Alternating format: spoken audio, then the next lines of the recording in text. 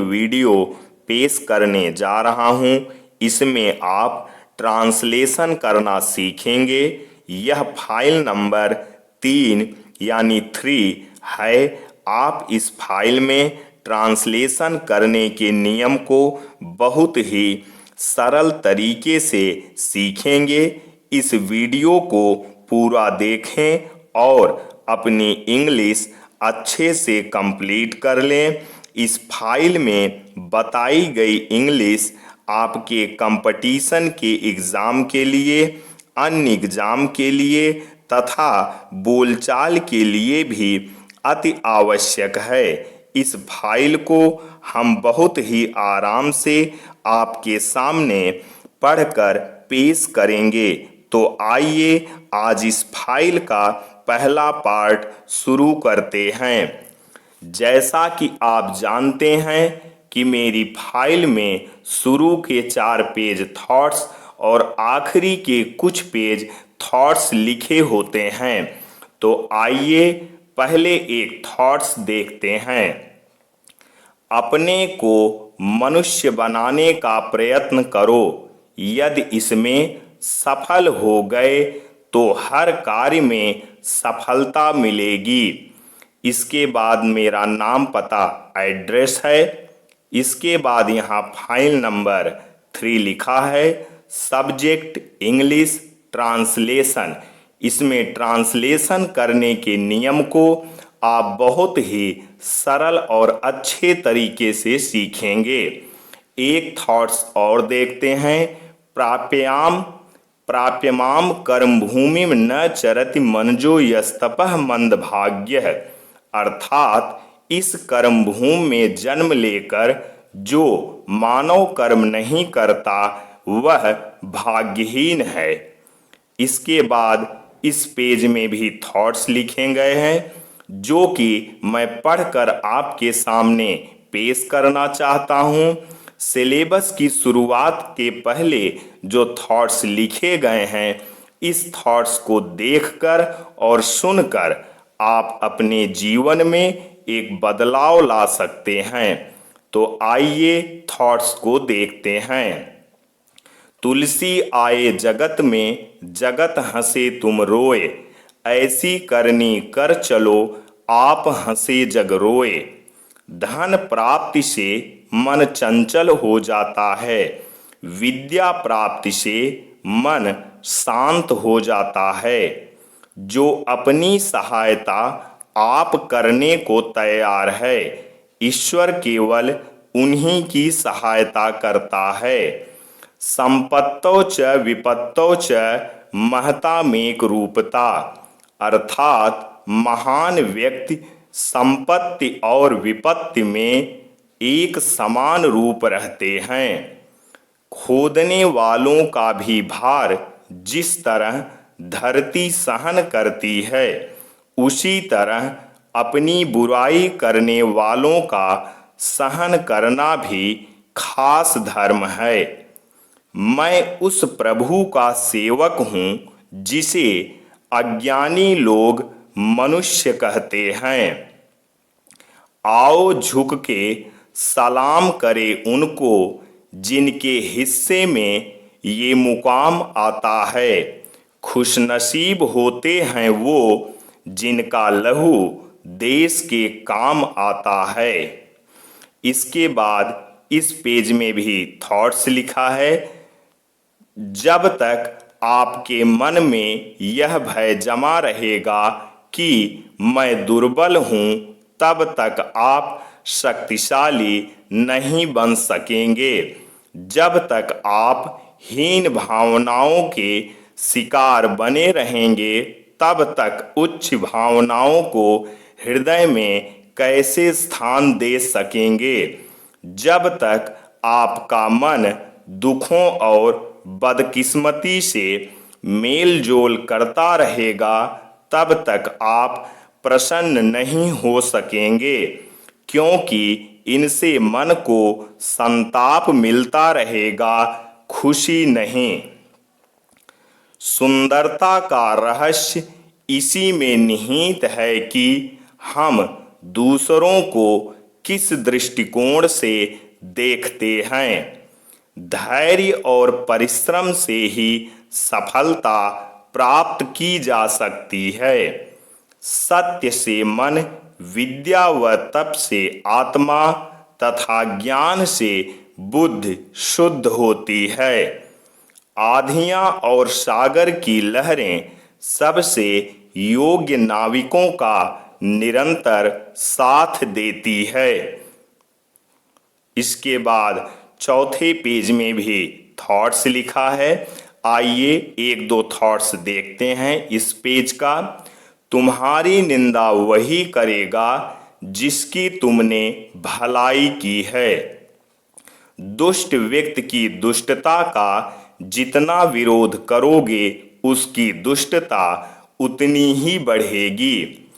ईर्ष्या का काम जलाना है, मगर सबसे पहले वह उसी को जलाती है जिसके हृदय में उसका जन्म होता है।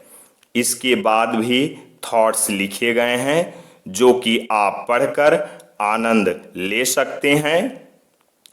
इस पेज के बाद सिलेबस की शुरुआत होती है। आप वीडियो को पूरा अवश्य देखें और ऐसी ही वीडियो पाने के लिए इस चैनल को सब्सक्राइब करना बिल्कुल ना भूलें, क्योंकि इस वीडियो के माध्यम से मैं कंपटीशन के हर पार्ट को आपके सामने पेश करता हूं, चाहे वह जीएस हो, चाहे सीसैट हो, चाहे प्री हो, चाहे मेंस हो।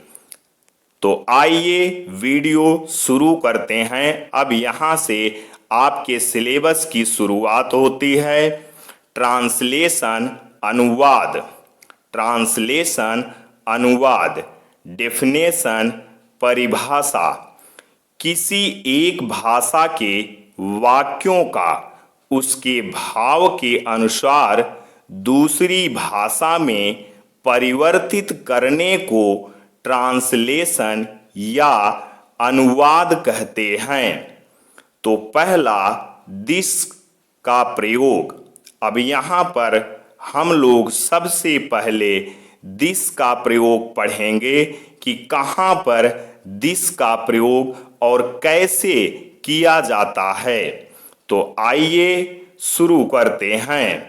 पहला दिस का प्रयोग, अफर्मेटिव सेंटेंसेस, साधारण वाक्य नियम। दिस का प्रयोग पास की वस्तु के लिए होता है। दिस का प्रयोग एक वचन के लिए होता है। एग्जाम्पल, यह कलम है।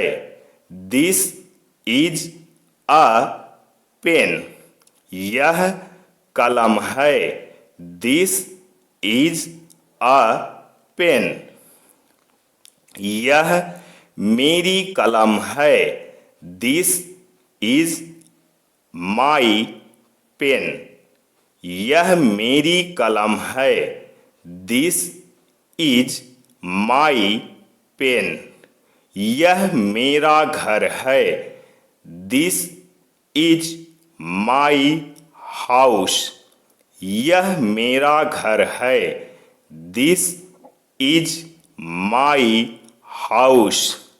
यह आम है। This is a mango. यह आम है। This is a mango. यह मेज है। This is a table.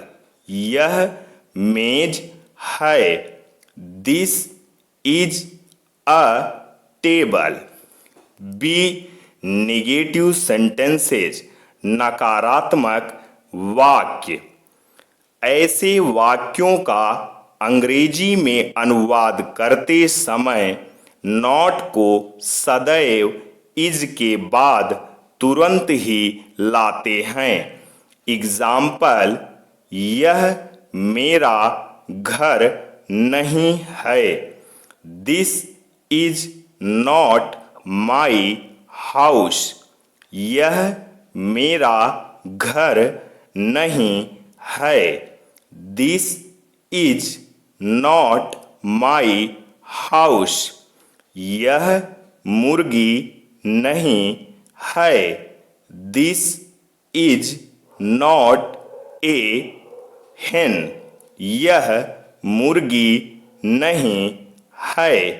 This is not a hen। यह पंखा नहीं है। This is not a fan. यह पंखा नहीं है। This is not a fan.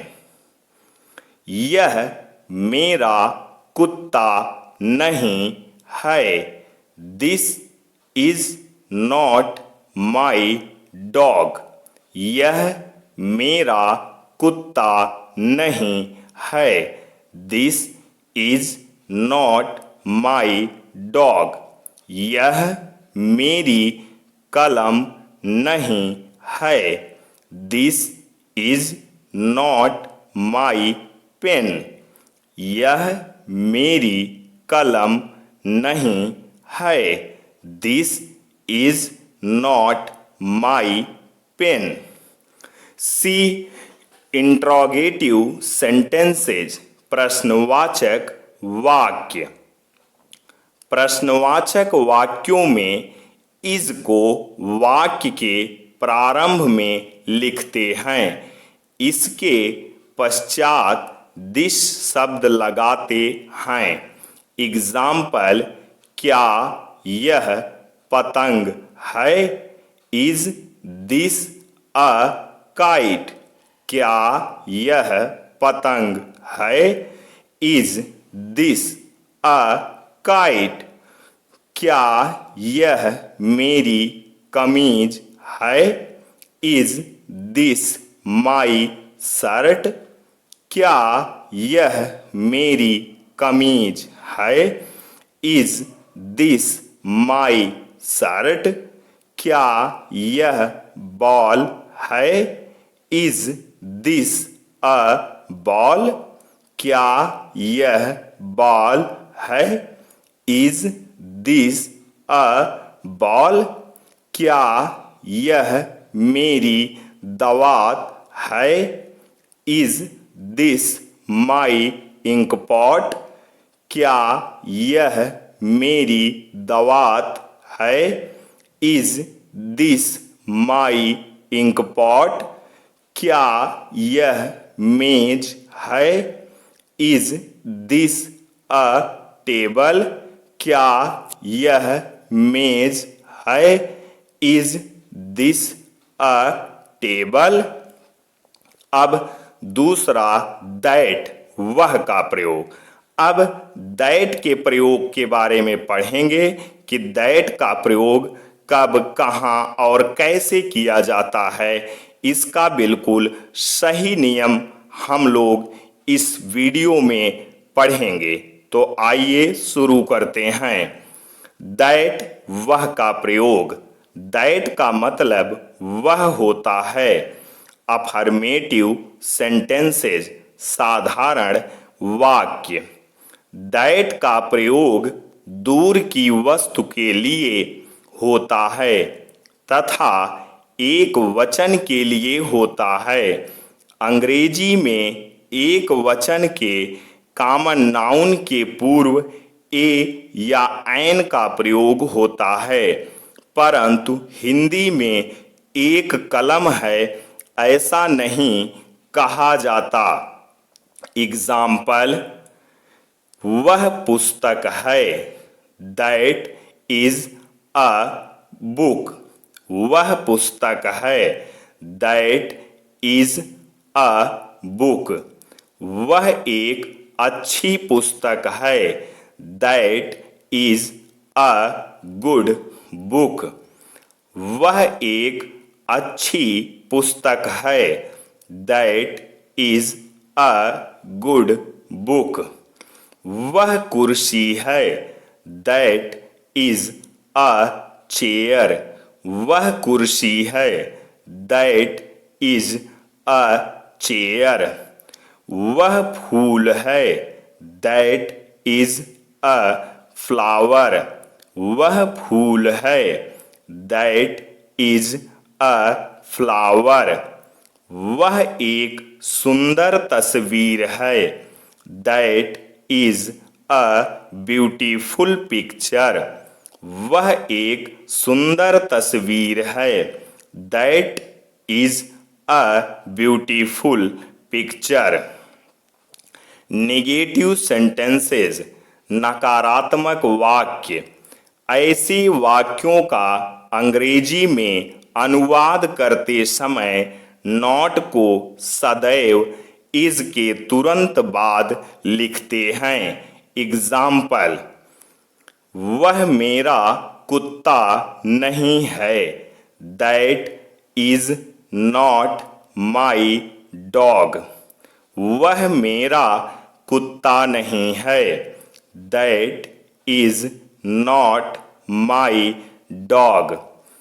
वह पंखा नहीं है, that is not a fan. वह पंखा नहीं है, that is not a fan. वह मेरा घर नहीं है, that is not my house. वह मेरा घर नहीं है, that is not my house. वह मुर्गी नहीं है, दैट इज नॉट अ हेन। वह मुर्गी नहीं है, दैट इज नॉट अ हेन। वह पुस्तक नहीं है, that is not a book. वह पुस्तक नहीं है, that is not a book. C interrogative sentences, प्रश्नवाचक वाक्य। ऐसे वाक्यों में इज को वाक्य के प्रारंभ में ही लगाते हैं। इसके पश्चात दैट शब्द लगाते हैं। एग्जाम्पल, क्या वह पतंग है, इज दैट अ काइट।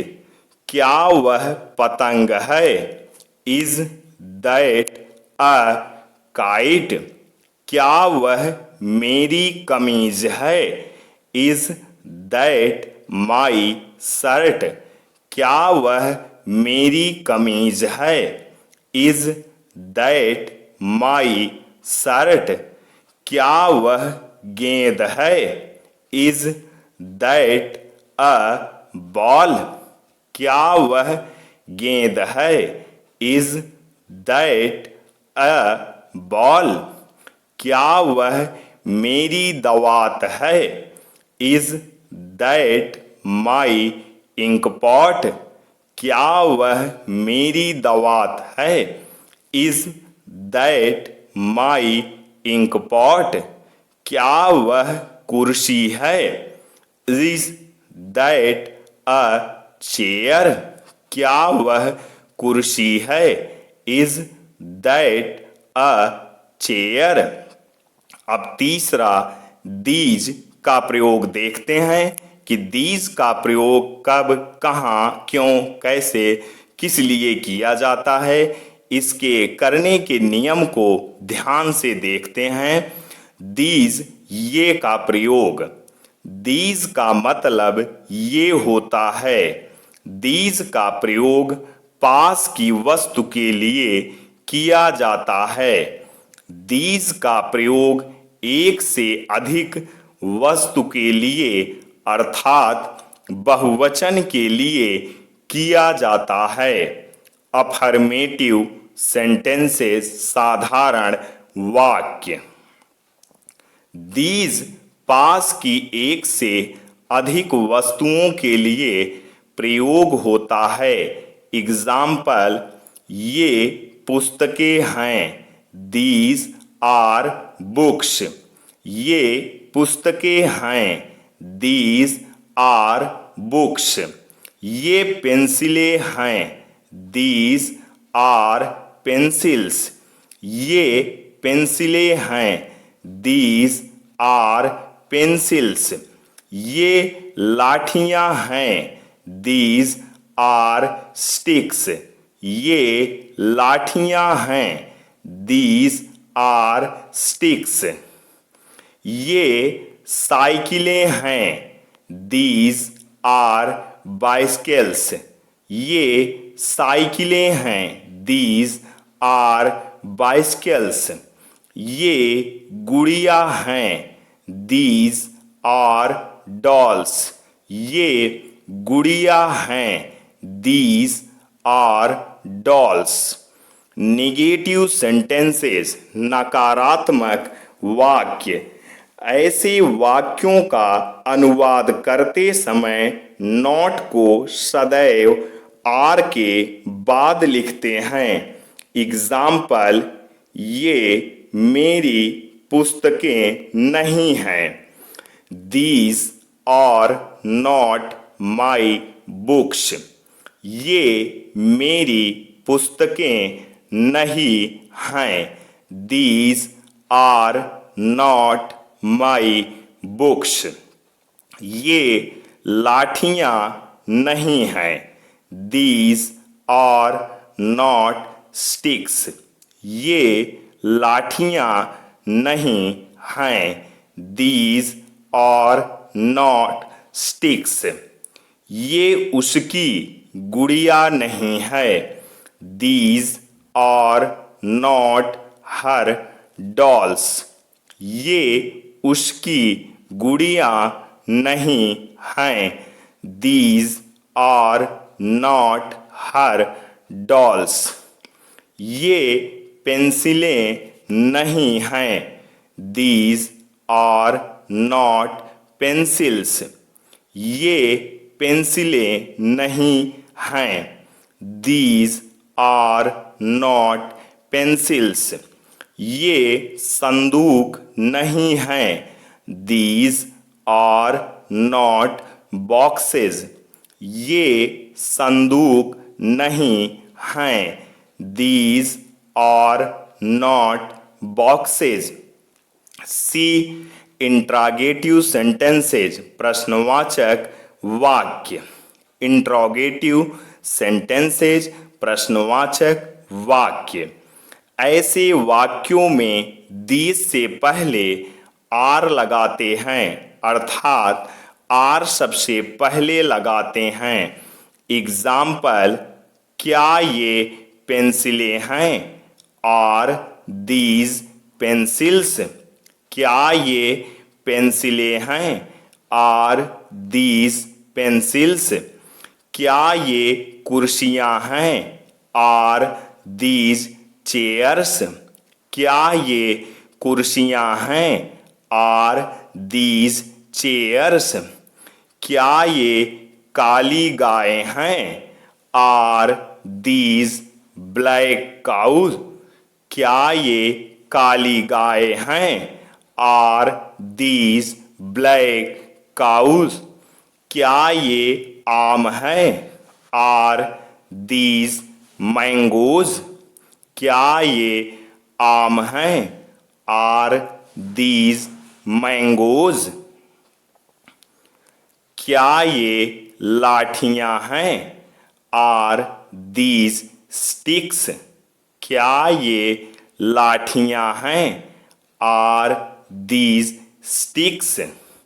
चौथा, दोज का प्रयोग। अब दोज के प्रयोग के बारे में पढ़ते हैं कि इसका सही प्रयोग किस तरह से किया जाता है और कैसे किया जाता है। तो दोज माने वे का प्रयोग। दोज का मतलब वे होता है। दोज का प्रयोग दूर की वस्तु के लिए होता है।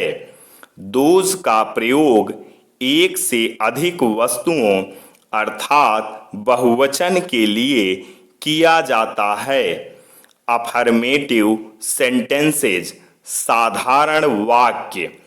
दोज दूर की एक से अधिक वस्तुओं के लिए प्रयोग होता है। एग्जाम्पल, वे अंडे हैं, दोज आर एग्स। वे अंडे हैं, दोज आर एग्स। वे संदूक हैं, दोज आर बॉक्सेज। वे संदूक हैं, दोज आर बॉक्सेज। वे उसकी गुड़िया हैं, दोज आर हर डॉल्स। वे उसकी गुड़िया हैं, दोज आर हर डॉल्स। वे लाठियां हैं, दोज आर स्टिक्स। वे लाठियां हैं, दोज आर स्टिक्स। वे काली गाय हैं, दोज आर ब्लैक काउस। वे काली गाय हैं, those are black cows. Negative sentences, नकारात्मक वाक्य। ऐसे वाक्यों को अंग्रेजी में अनुवाद करते समय नॉट को सदैव आर के बाद लिखते हैं।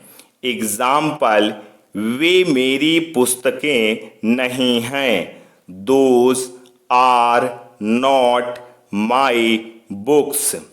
वे मेरी पुस्तकें नहीं हैं, those are not my books. वे लाठियां नहीं हैं, दोज आर नॉट स्टिक्स। वे लाठियां नहीं हैं, दोज आर नॉट स्टिक्स। वे उसकी गुड़िया नहीं हैं, those are not her dolls. वे उसकी गुड़िया नहीं हैं, those are not her dolls.